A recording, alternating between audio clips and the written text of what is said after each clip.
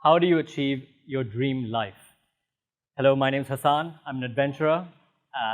Essentially what that means is I've recently become the first Sri Lankan in history to run a marathon on all of the 7 continents. Thank you. Thank you. And be inducted into the 7 Continents Marathon Club. Now, what is the 7 Continents Marathon Club? It's a formal organization that recognizes the achievement of anyone running a marathon on all of the 7 continents, including one in Antarctica near the South Pole. Currently, there are 400-odd members in the entire world, and I'm incredibly humbled to be one of them. But how did this story all begin? So I was actually quite an unathletic kid when I growing up. I was very indisciplined, did not like sport that much, was actually quite naughty. This is until my grandmother took me for my very first tennis lesson. And I told her, this is the first and last time, but boy, was I wrong. I fell in love with the game and then continued to play sport throughout high school as well. Fast forward to a few years later at university, I saw an ad in the paper for the Melbourne Marathon. And I ran down to my friends at Ormond College at the University of Melbourne and I said, I want to try this. And they all laughed. They said, you're never going to be able to do it. And one of them had actually had done 2 marathons before me and said, you're never going to be able to do it in 2.5 months. But I'm someone who's extremely persistent, determined, and resilient. And I said, you know what, I'm going to do it anyway. So I did it, and then the feeling of achievement, satisfaction, and accomplishment at the end was just so amazing that I had the goal and the dream to do a marathon across all the 7 continents after that. But to do it, I realized I was not physically in shape at the moment, and nor mentally in shape.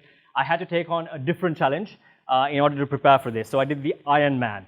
Now, the Ironman is the world's hardest single-day sporting event.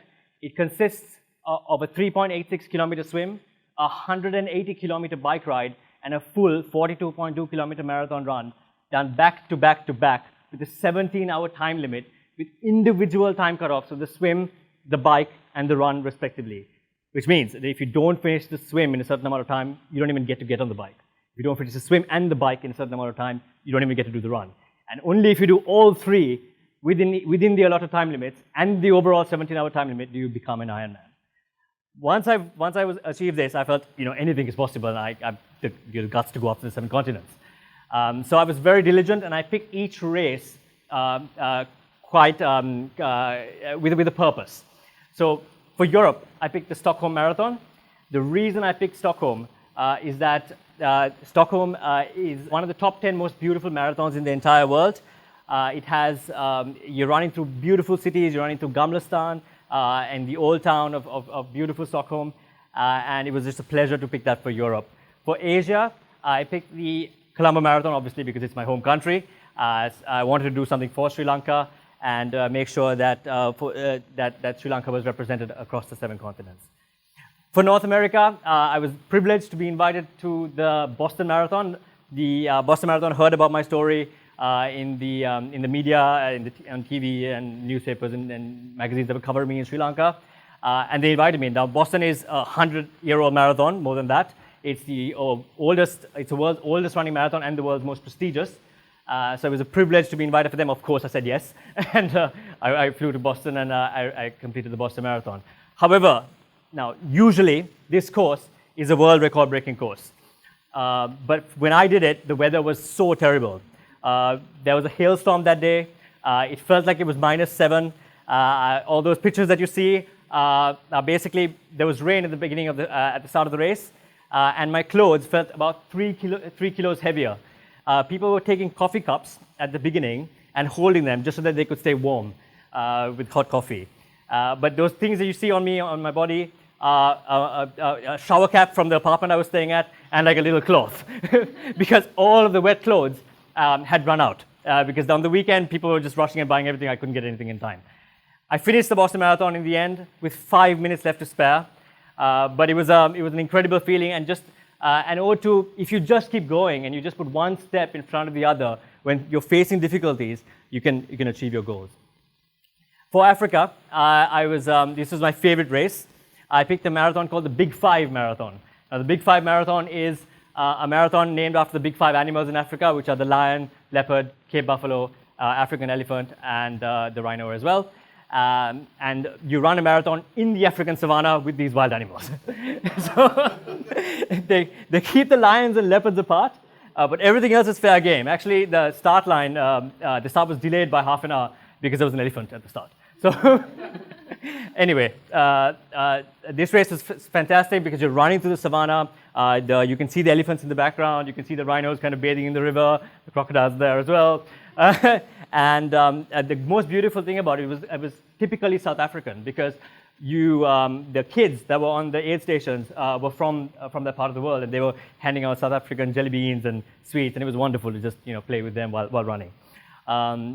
And I finished the African marathon, and that was an incredible feeling, a great party afterwards as well, and met some wonderful people. This was the first adventure marathon that I did. An adventure marathon is essentially a marathon where there's significantly less number of people. You're running in like an exotic kind of environment. I was hooked after that to adventure, and I decided to run the Inca Trail Marathon for South America. Now, the reason I picked the Inca Trail is that the Inca Trail Marathon is officially the hardest marathon in the entire world. And the reason for this is that you have a 4 a.m. start time in pitch black darkness. You can get lost on the trail. It's very undulating. There's high altitude as well, so when you're breathing, your breathing is kind of lethargic. So you're breathing like this through the entire climb of the race. Also, there's changing weather conditions. At the beginning, it's raining and it's cold. In the middle, it's hot and sunny. Then you're running through the Amazon rainforest, and again it's raining. When you get to the top, there's snow. So you've got to be wary of hypothermia as well. There's a variety of changing conditions in that. But the thing that makes it the most challenging race in the world is that of the time limit. Traditionally, to finish the Inca Trail, it takes hikers 3 nights and 4 days. As a runner, you have to finish it in a time limit of 13 hours. So you have to get to Machu Picchu at 5 p.m. I remember meeting the gate cutoff and meeting the guy on the screen with 2 minutes left to spare. And eventually I got to Machu Picchu at the amazing finish line for sunset at about 4:45 p.m. So it was an incredible feeling, but one that gave me strength. Now, the most interesting race was the one in Antarctica, obviously. You're running in, it's called the Antarctic Ice Marathon, and 50 people are selected to go every single year by the race director. How it works is that you have to take a flight from Punta Arenas. The race director arranges a private jet for you to, that lands on an ice runway near the South Pole. And you're running in minus 25-degree conditions. You have 24 hours of sunlight. Snow blindness is happening at the same time because there's 24 hours sunlight and the snow is so white that it can blind your eyes if you don't wear the right goggles. On top of that, the snow is deep. There's 3 feet deep of snow, and obviously there's time limits as well. So all of the races, there are time cutoffs, so you can't really walk them. You have to actually run them properly. So for the Antarctic Ice Marathon, there was a 10-hour time cutoff, and I was extremely privileged to have finished it in 8.5 hours and then achieved my goal. But the thing that happened to me afterwards, other than the fact that it was done, was the fact that I felt self-actualized. At that point, the most important asset to me became time, and not necessarily earning the most amount of money possible. Because no matter where you're born, no matter where you live, no matter your financial circumstances, political beliefs, religious differences, whatever it is, the one thing every single human being, the one thing all of you are guaranteed is death. And if time is the most important asset, then the question becomes, what are you going to do between now and the time you die to leave an impact, leave a legacy, and leave the world a better place than you found it? Which is why I came up with these 5 goals in 5 years formula. Now, I couldn't articulate it as well as I'm going to say today, but essentially I had these 5 goals that I wanted to achieve. The first one was to get a good education in Australia. The second one was to get dual Sri Lankan Australian citizenship. The third one was to become an Ironman. The fourth one was to become the first Sri Lankan to run a marathon on every continent. And the fifth one was to find my dream job. Now, all of this happened in 4.5 years and not 5, only because I was so persistent and so determined to achieve these. And I was willing to go through failure. I failed multiple times going through all of these goals. But if you're if you as well are determined and are resilient, you can achieve anything you set your mind to. So when I achieved this, I thought, okay, what else can I do? So I set up these new 5 goals. And the new 5 goals were, the first one was to get into Cambridge, which has happened. I'm there now, and it's an amazing honor to be there. The second one was to live in this cute little English house that I'm living in and live, work, and travel around Europe. And I'm doing that at the moment as well. And the third, fourth, fifth are to climb Everest, to travel to every country in the world. I've recently been to my 73rd country. And the fifth one is to achieve time, location, and financial freedom by 35. Now, I'm a big believer in the law of attraction, manifestation, and positive thinking. Every day I do this practice. I think of 3 goals that I want to achieve in the future. I think of 3 things that I'm grateful for, firstly.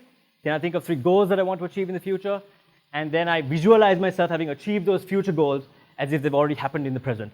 So now I tell myself things like, I have climbed Mount Everest. I am on top of the world. I am living in a cute little beach house in Portugal. I used to tell myself things like, I am an Ironman, even before it happened. I used to walk around in my house in Sri Lanka, pretending I was crossing the finish line in Antarctica with the Sri Lankan flag, saying I am the first Sri Lankan to run a marathon on every continent. And it kind of happened like that. And I just think that it's so important to have a gratitude and visualization practice. But what is the point of all this? The point of all this is when I did all of this, I came up with a method for achieving these goals. And I felt as if this 5-step method worked for me every single time. And I want to share it with you guys. The first thing is you need to write down your goals, and they need to be yours. It needs to come from your heart and something that you really want to do in your life. And you also need to have clear reasons why you want to do that goal. Because that's what's going to get you through the hard times, because you will go through them. The second step is that visualization process that I just spoke about. You need to be able to find some kind of meditation or gratitude process where you can actually imagine yourself having achieved those goals even before they've happened. The third one is you need to get mentors. A mentor is someone who has done the specific thing you want to do prior to you having done it. And they can actually show you the pathway to make it happen. And I would be specific in picking the specific mentor for each goal. For example, if you want to be successful in business, find somebody who's done that before you. If you want to run a marathon, find somebody who's done that before you. If you want to be the best artist in the world, find somebody who's made a successful career in that. And the way you find mentors is you just ask. There are so many people out there who just want to help. And I've asked for help many times, and most of the time I've received it, and I've given it back as well. The fourth step is you need to work hard. And you need to fail forward, and you need to be persistent. You can't just sit there and visualize things and just expect things to come to you. You've got to do the work. You've got to go after what you want. And you've got to be able to fail forward, because you will fail. But failure is a stepping stone towards success. I've failed many, many, many more times than I've succeeded. It's just that it looks all successful because I've just succeeded at the very end. Because I've always succeeded on top of the failure, because I just kept going. And the fifth thing is have fun. You need to be able to enjoy the process, because if you're not having fun achieving your goals, it's like the tip of the iceberg. The success is just a little bit you enjoy. The other bits are all the failure, the doubts, everything else that comes with it. So you've got to have fun, and then also you've got to help others. You've got to make sure that when you do achieve some kind of success, you make sure that you give back to society and you help others, because nobody does it alone. If I was to leave you with 2 parting messages, it would be this. Number 1 is live adventurously. And by living adventurously, I don't necessarily mean you have to be like me and climb mountains and run marathons and do Ironmans and travel and be adventurous in the literal sense. But it just means you have to go outside your comfort zone. It just means that you need to take a risk, apply for that dream job you wanted to, apply for that dream university that you wanted to, learn that new language, practice that new skill, tell that person you like how you feel. Little things. These things take courage. And it's always better to try and fail than not try and never know. And the second message is really anything is possible. We all have reservoirs of untapped potential. We all have areas where we can improve. If you do the 5-step process, you can really achieve anything you set your mind to. I like to conclude by saying, I'm an ordinary person who's managed to do some extraordinary things.